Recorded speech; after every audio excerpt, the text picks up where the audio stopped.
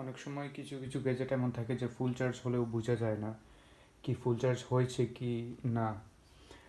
আপনারা এই টেবিল ল্যাম্পটি ইনশাল্লাহ বুঝতে পারবেন কি ফুল চার্জ হয়েছে কি না।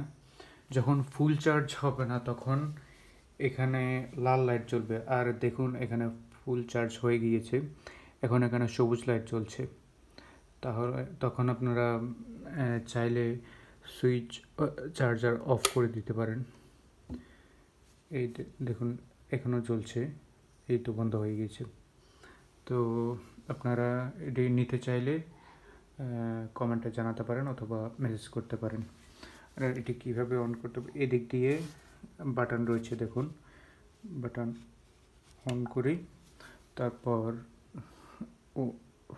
প্রেস করলে সাদা লাইট হোয়াইট, আবার করলে গোল্ডেন, আবার করলে হোয়াইট অ্যান্ড গোল্ডেন মিক্স, এই তো আবার টাচ করলে অফ। আর আপনারা এটি এভাবে কোথাও আটকিয়েও রাখতে পারবেন, এই তো।